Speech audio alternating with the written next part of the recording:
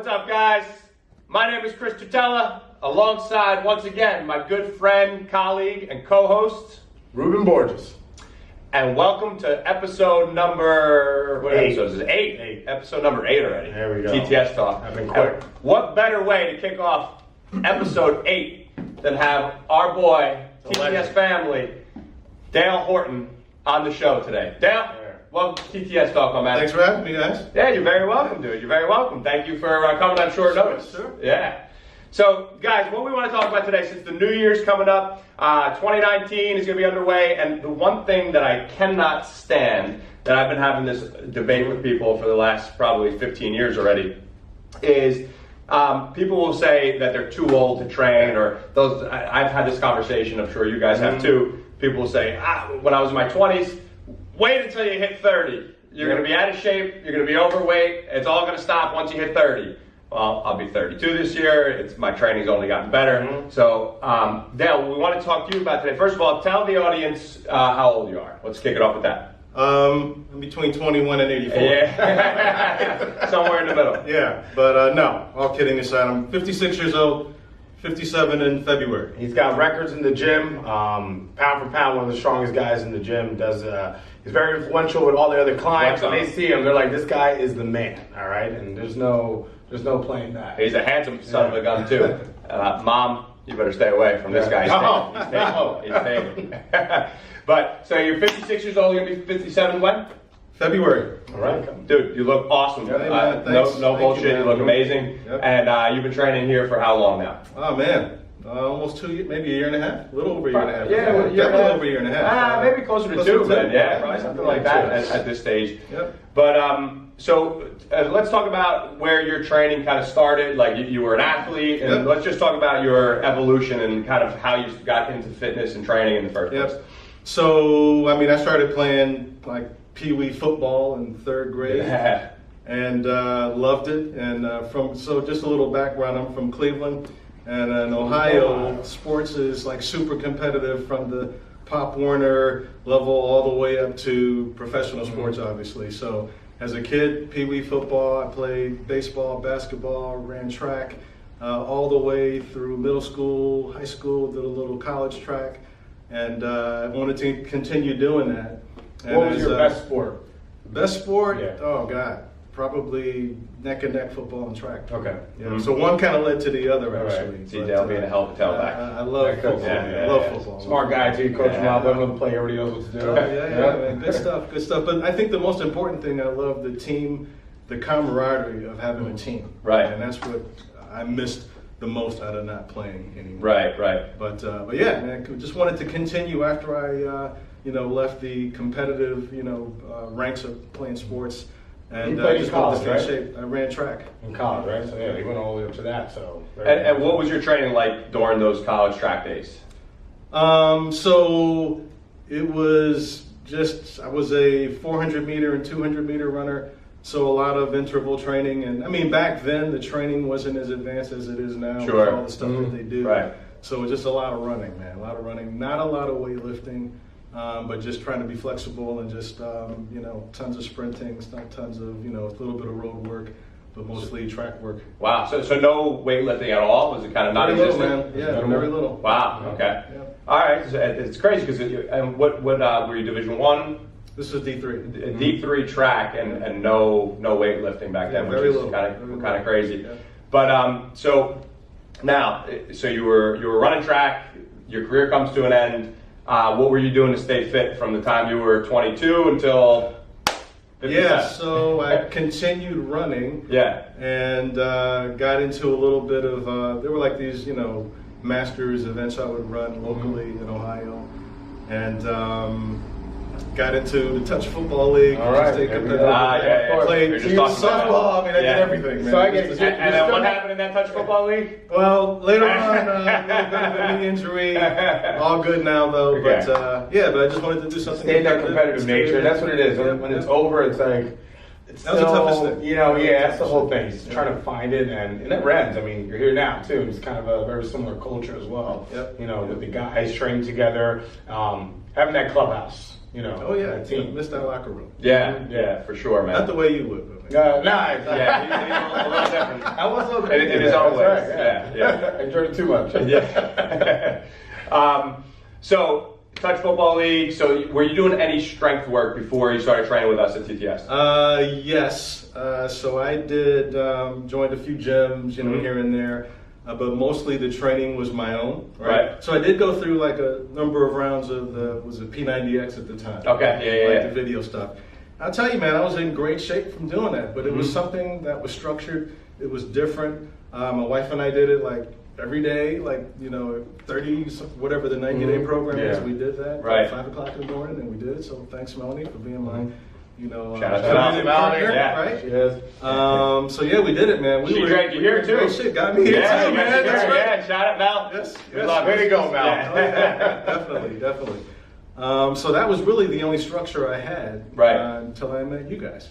Awesome. Yeah. So now, so you're doing P90X, so you're doing a lot of body weight calisthenics type stuff. Is that correct? Like for the still most part? running, still did a lot of biking as well. I'm big into biking. Okay.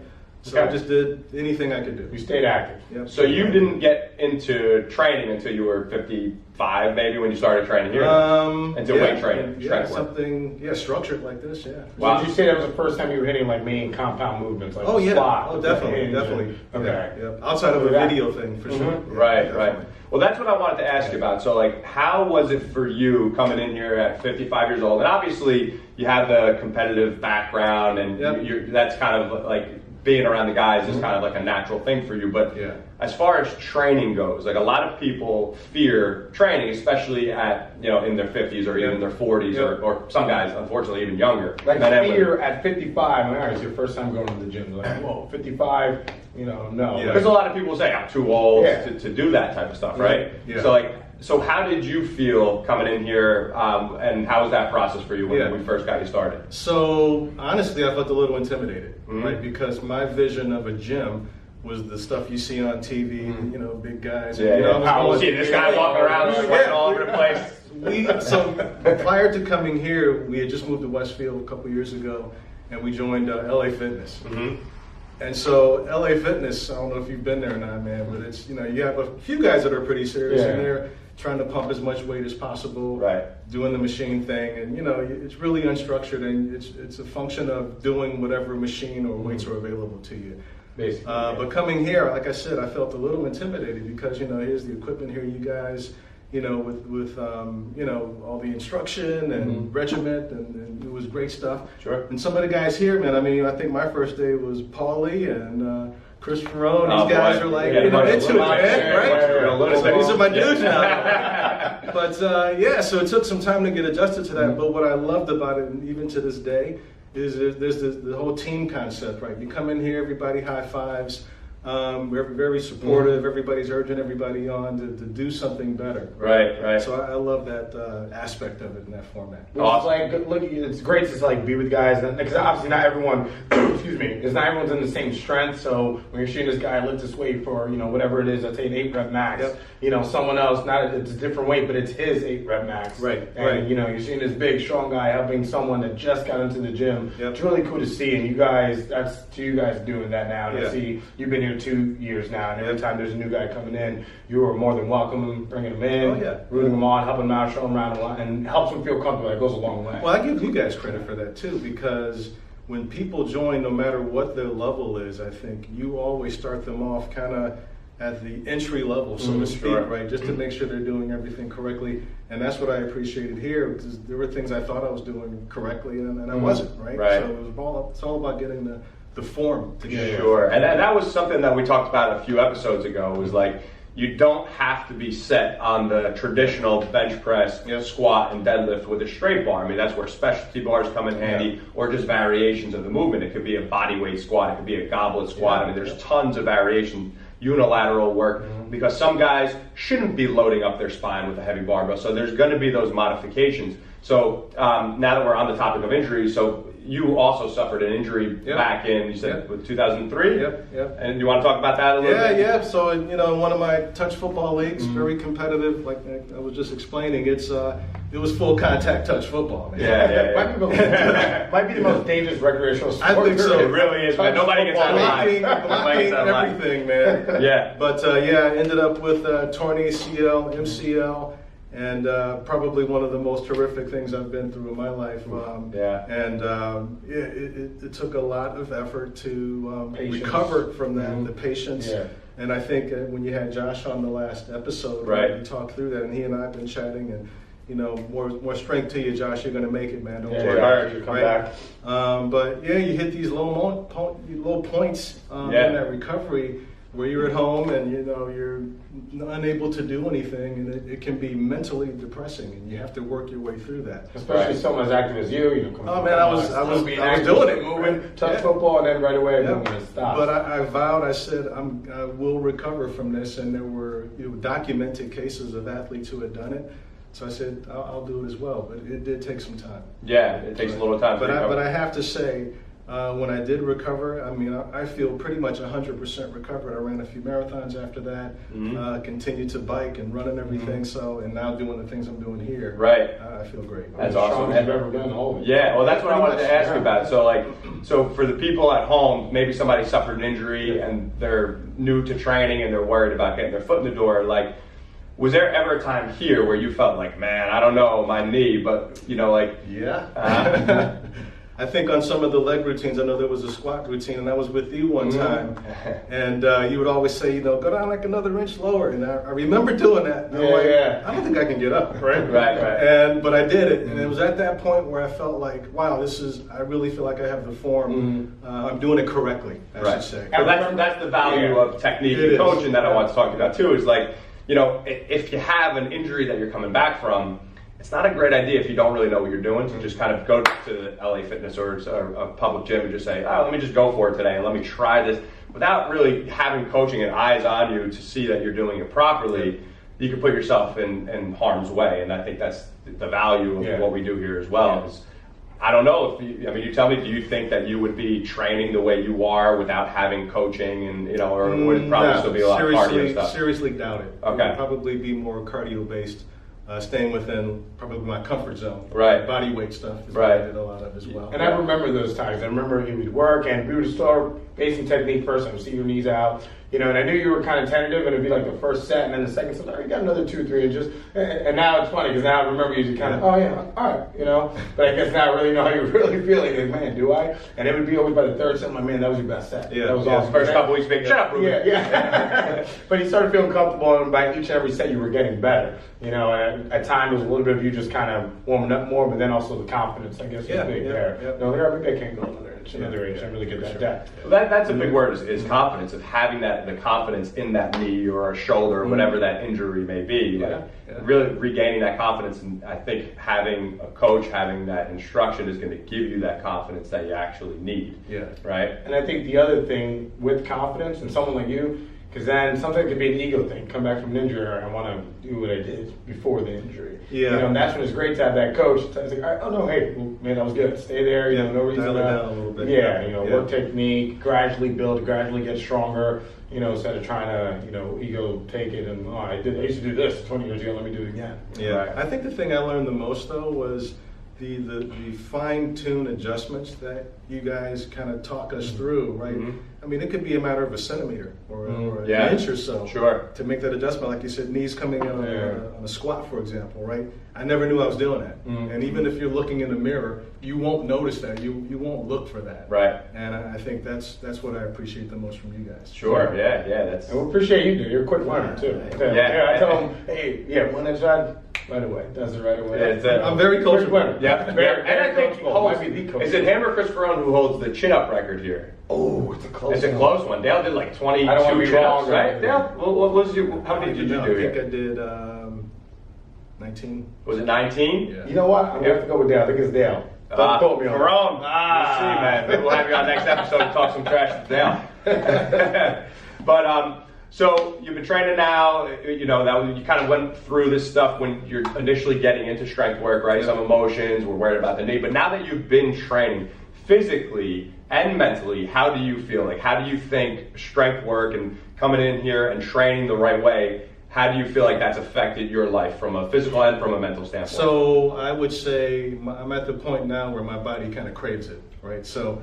And for those who don't know me, I was never a morning person, and the only opportunity I had to come here was 5 a.m. And so I had to do a complete 360, make the classes at 5 a.m. and Right. just make it work.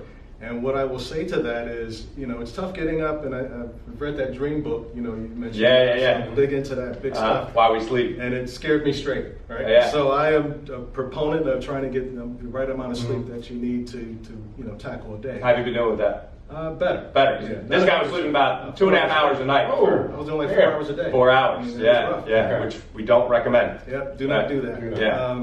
But however, when I finish at 6 a.m. and you go into work, I am just like fired up. Right? Yeah. I am ready Ready to to start the attack day, the day. yeah. And it's better than caffeine, man. That's I'm telling you. awesome. So I love that feeling. And like I said, I should say, my body kind of craves and it looks forward to that workout. Right. If I miss a day, I was sick recently, so missed a few days. I'm like, oh man, I got to get back here and Right. get back into the routine. How long, I'm sorry, go ahead. How long would you say it took coming to 5 a.m. to kind of get used to it and get in the rhythm? And, Probably about a month. Yeah. and that's good for everyone to know. When you're not a morning person, man, do a it big for a adjustment. month. You get in a rhythm and you build a routine and a habit. Yeah, I've always learned the rule of 21. If you do something 21 days in a row, it becomes a habit. Okay. So that was kind of that month was kind of like my 21 day Right. rule. The trial, that's right. You're working through. That's great. So that's one point that I always try to make to people who say that they don't have the time to work out. Because that's one thing that drives me crazy. Because I get it. Like some people are busier than you, busier than me, or him, or everybody else.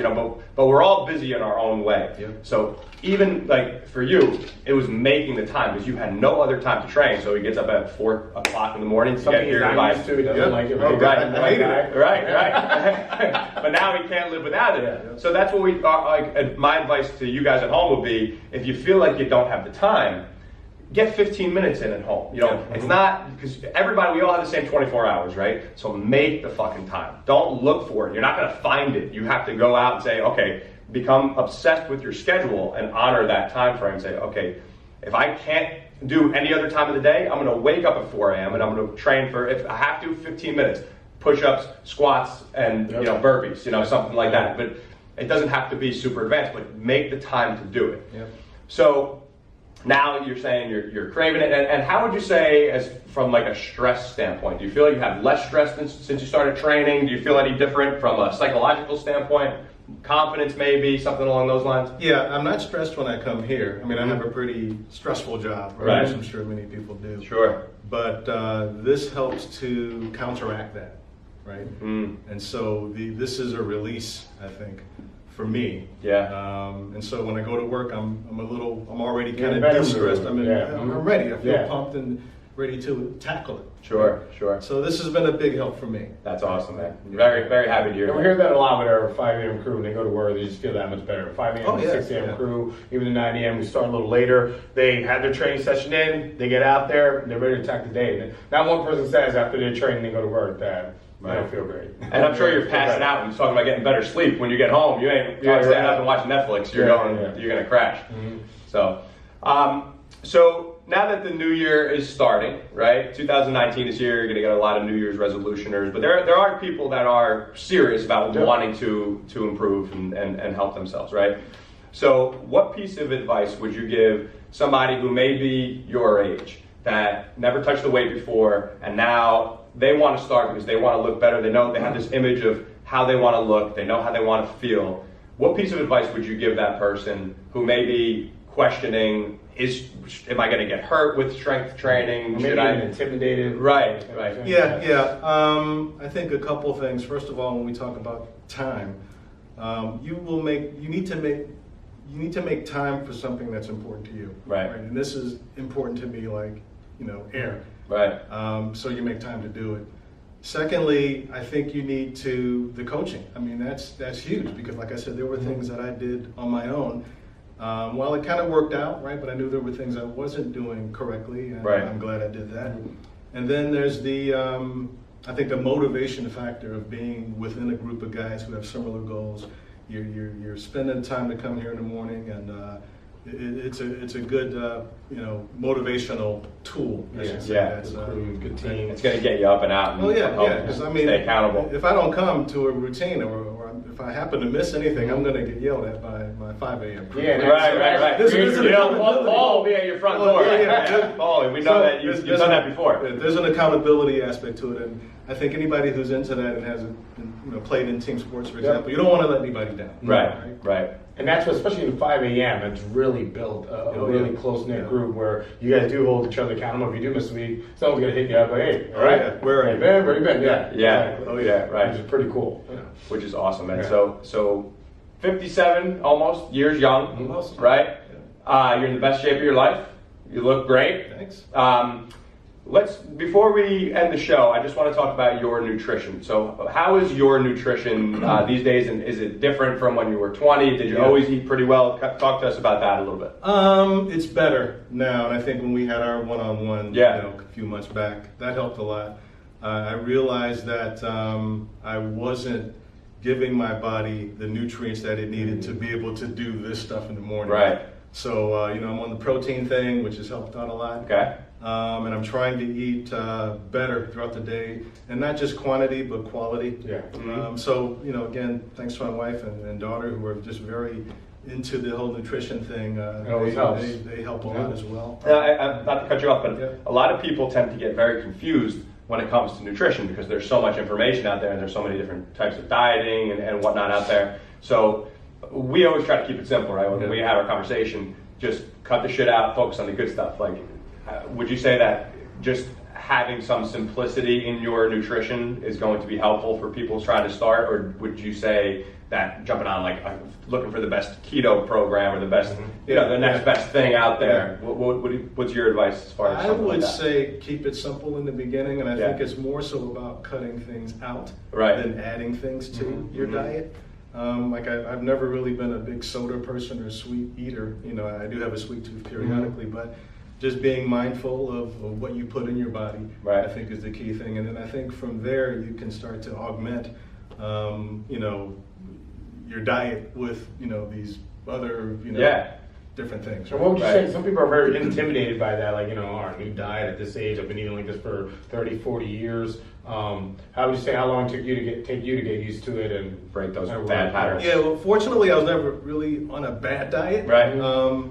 But probably, I don't know, a couple months. Yeah, you're just kind of or something. Just again being mindful of what you put in your body, and about a couple months. Yeah. I used to eat fast food at least 3 days a week, so it was certainly a shift for me. Yeah, when I was 20 years old, I was you're drinking a lot of booze, you're eating crap, but and you're up at 3 a.m. for no reason. Right. But the one piece of advice that I always tell people is, just like you said, let's keep it simple. Like, don't worry so much about all these different fad diets and these trends that kind of come and go. If you just keep it simple, eat lean sources of proteins, unprocessed carbohydrates, fresh fruits, vegetables.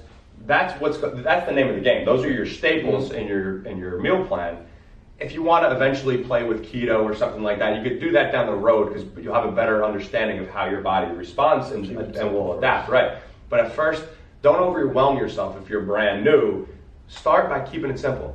If you're doing nothing right now, get up, start walking, and start eating fruits, vegetables, lean proteins, and cut out all the shit. Cut out the booze, cut out the sugar, cut out all the flour and all the processed food. Just try 1 week. If you've ever done anything, just drink water. Yeah. Cut out all those sugar drinks. Just drink water for a week. Something as simple as that. Yeah. Can make a difference. And you were right in saying being mindful. Something like that helped you. Just realizing, the importance of what you put in your body and the quality of it. Right. It seemed like that helped you a lot. Yeah, it That's what keeps it simple. Being aware, right? Yeah.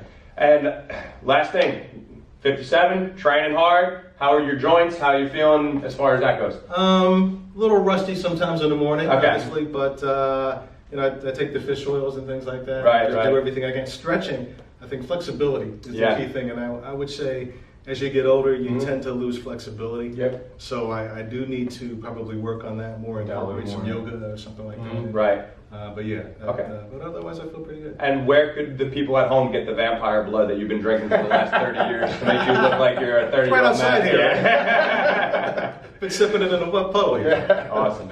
Well, guys, I think that you got a lot of good advice from Dale, and this guy, Dale, honestly, dude, you're a role model for a lot I of was people, gonna man. say, as you thank us, but you're an inspiration to us. Right. When I see you work here every day, I'm flattered. it's awesome. Yeah, I'm flattered. Seriously, Yeah, it really is thank you unbelievable to very watch. I mean, you're the man. Yeah, we Thank truly, you. truly love having you as Yeah. part of this family. You work hard, you're here consistently, and you're setting an example for other people out there. Yeah, coach does the best. One thing I always like to tell the guys in here and the girls in here is that not only are you changing your own life, but you're impacting the people out there. Because if there's somebody who's 50 years old watching this, or 40, or however old, right? But they're seeing you in here 5 o'clock in the morning, 57 years old, making progress, getting stronger. I mean, that's an inspiration, dude. So kudos to you. And It's great when they don't come let me hang in. here. There's a lot of people watching. Kudos to you, brother. Dale, you are an inspiration. Oh, All right, thank you're you, doing thank you awesome. very much. Look forward to 2019 and seeing what you're gonna do Seeing your next. progress in the future, bro. So guys, thank you so much for watching today's episode. If you want more info, you can check me out on Instagram. It's at Chris_Tutela, Tutela, or check out my blog, ChrisTutela.com. Coach, where can these guys find you? You guys can find me on Instagram at _Ruben, RUBEN_Borges, BORGES. Got a lot of information there. You can see how we work at the gym and a lot of exercises and things like that. Dale, do you want these people to follow you? No. Sure. Instagram, Dale L. Horton. Dale L. Horton. Simply put. That's it. All right. Guys, thank you so much for watching. We will catch you next week for episode 9.